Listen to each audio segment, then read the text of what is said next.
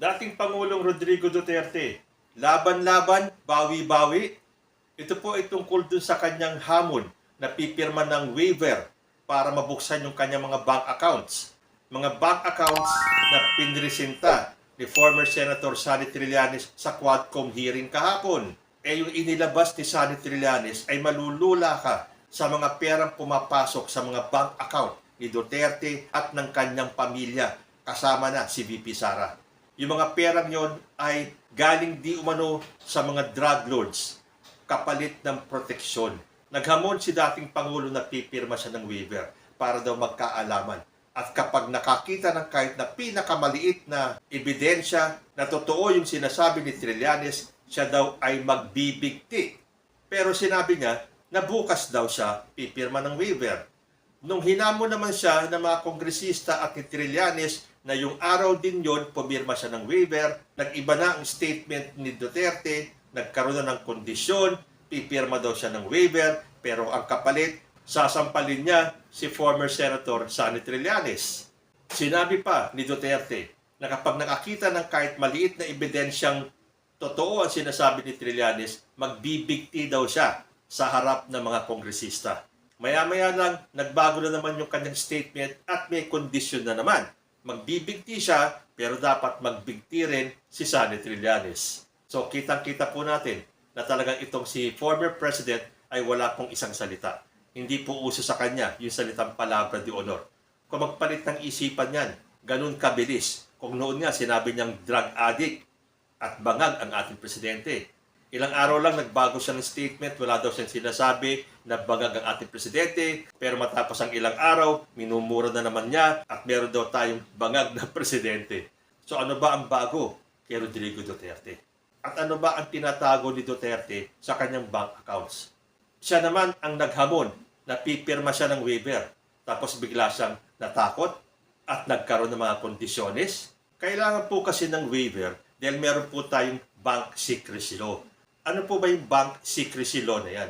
Pakinggan po natin ang paliwanag ni Attorney Rene Bueno. Ang pag-uusapan po natin ngayong episode ay yung tungkol sa Secrecy of Bank Deposits Act under Republic Act 1405. Ito ay isang batas na inakda way back early 1950s pa to. So may kaidaran na tong batas na to tungkol sa Secrecy of Bank Deposits. Pag-uusapan natin to dahil ito po ay konektado doon sa nangyari kahapon ng hapon dyan sa Quad Committee tungkol sa pagdinig ng extrajudicial killings in aid of legislation. So isa nga sa mga naging imbitadong resources speakers ay si Sonny Trillanes, si former President Duterte, si Senator Laila De Lima at si Attorney Chel Jokno. Ang pagdinig ay nag-umpisa bandang alas 10 ng umaga at natapos hating gabi na. At itong si former Senator Trillanes ay nagbigay ng kanyang pahayag or statement bandang hapon na. At dumating dito sa punto na challenge ni Sonny Trillanes si dating Pangulong Rodrigo Roa Duterte na pirmahan yung kanyang waiver of secrecy of bank deposit dito sa BPI sa Julia Vargas Avenue branch sa Ortigas Business Center. Medyo malapit yan dito sa opisina ko. In fact, may account din ako doon sa bangko na yan eh.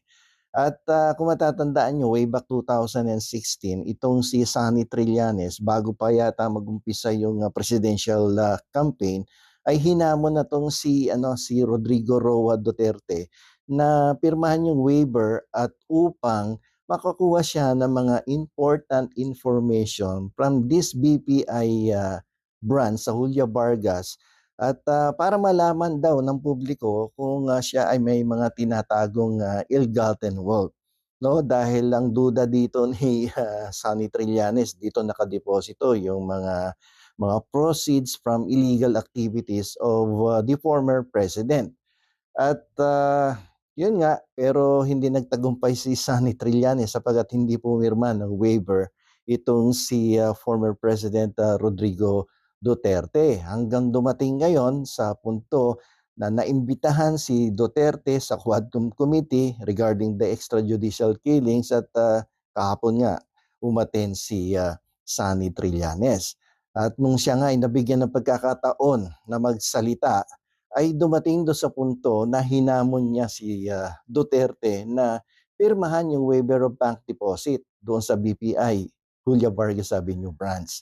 At hindi pumayag si Duterte, papayag nga lang daw siya sa isang kondisyon na itong si Sunny Trillanes ay pahihintulutan siyang sampalin, no, si Trillanes sa harap ng publiko. So sasampalin daw sa harap ng publiko si Sunny Trillanes. At ang naging kasagutan nitong si Sunny Trillanes ay sige, halika, sampalin mo ako. So instead na tumayo at sampalin si Sunny Trillanes, ang ginawa nitong si Digong ay dinampot yung mikropono at inambang yung ibabato kay Sunny Trillanes. So nagkaroon ng komosyon, medyo nagkaroon ng konting kaguluhan doon sa Quadcom Committee. Mabuti na lamang may mga mabibilis ang kamay. Ang alam ko yung katabing abogado ni Digong ang biglang humawak doon sa kamay niya kasi mukhang nagulat sila baka mamaya ibato nga, gulo yon dahil pero mapapansin mo cool na cool si si Sunny Trillanes, nakangiti lang kay Digong Duterte at siya nga ay may nagbulong at tumayo at lumipat ng upuan doon sa medyo malayo at baka nga biglang batuin ng mikropono, tamaan yung tao. So mapapansin mo doon medyo nagulat si Laila de Lima dahil napapagitnaan siya nung dalawang nagsisigawan kahapon. Anyway, so hindi pa rin pumirma ng waiver itong si Digong.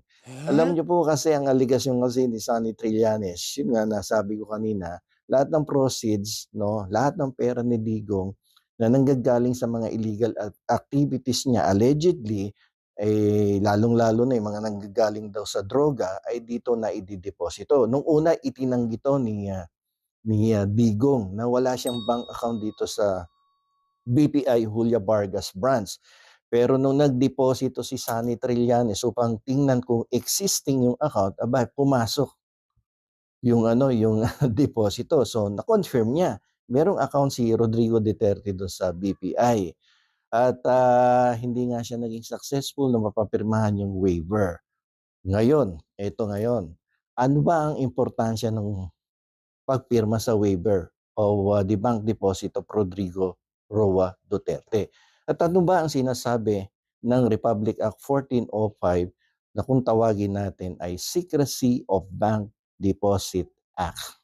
Alam nyo yung Secrecy of Bank Deposits Act in the Philippines states that all deposits of whatever nature, including investments in government bonds, are considered absolutely confidential. So, absolutely confidential yan. Hindi ka basta-basta makakakuha ng impormasyon dyan.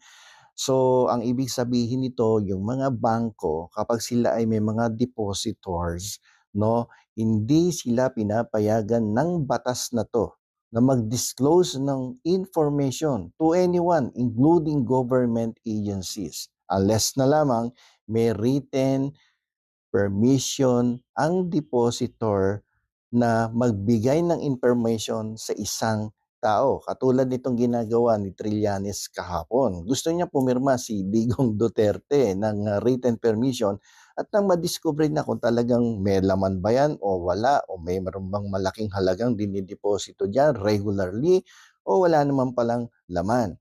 So, ang gusto ni Trillanes, pag pinirmahan yung written permission ni Duterte, dadalhin niya to sa BPI at kukunin niya yung mga transaction. Kahit na withdraw na yan, lahat, no? Makikita yung mga previous transactions during the last few years. At ito magbibigay sa kanya ng ebidensya kung totoo yung kanyang mga akusasyon at aligasyon laban sa dating Pangulo na malalaking halaga ang dinideposito niya dito at allegedly ang mga perang ito ay nanggagaling sa mga illegal activities like yung mga transaction tungkol sa droga.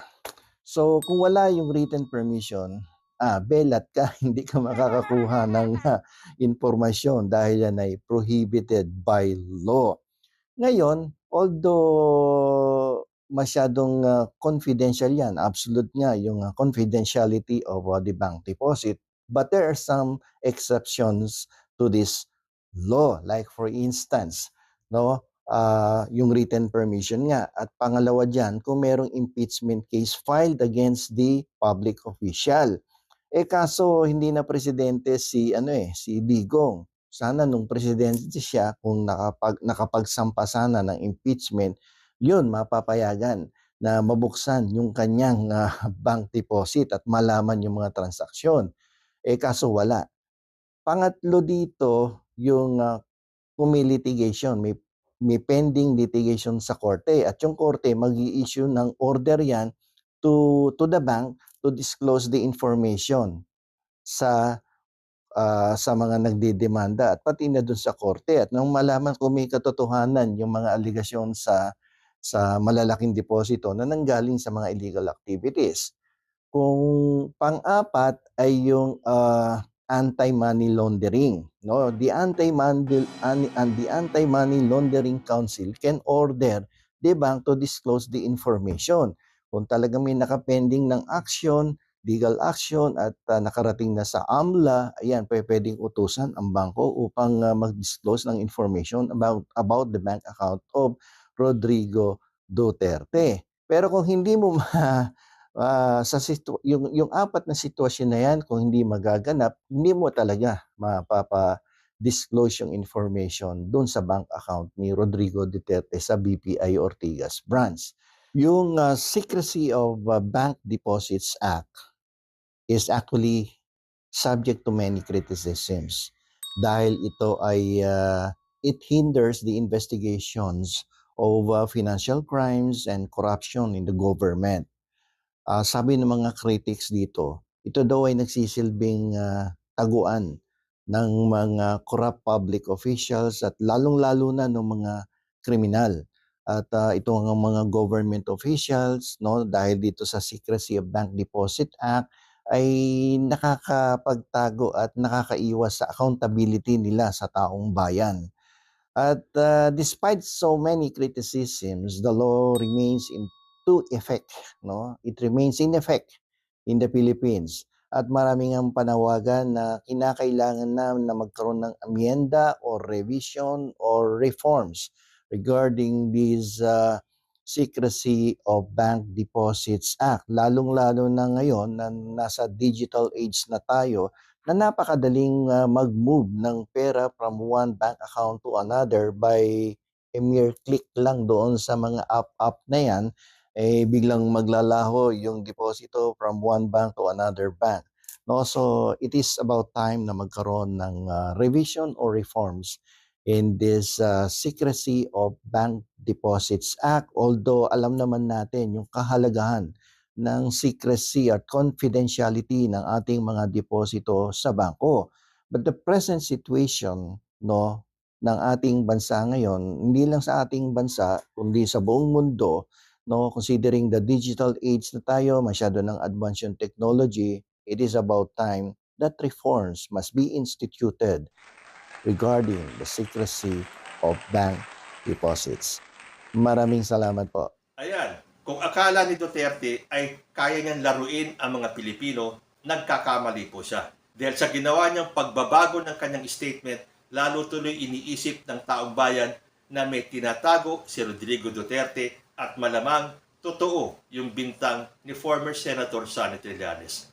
Pagkatapos nga ng Quadcom hearing na yon, ibang-iba na ang statement ni Duterte. May panibagong kondisyon. Ano yon? Panoorin po natin ito. Ano na pong desisyon nyo sa bank waiver? Pipirma po ba kayo ng bank waiver? Lahat. Hindi lang ako. What do you mean lahat? Lahat. As in lahat. Sino po? Sino-sino po? Lahat na gusto kong ituro dyan. Pati yung nakaupo doon sa harap ko. So may condition po, kailangan po Bakit ako lang? Para makita talaga ng tao yan. O yan ang pera ko. Ay, may inyo. Bakit ako lang? You know.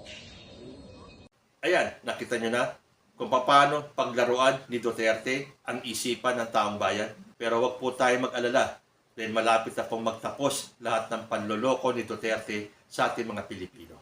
Kumakaway na po kasi ang ICC. Hanggang dito na lang po muna tayo. Hanggang sa susunod na mga issues. Maraming salamat po.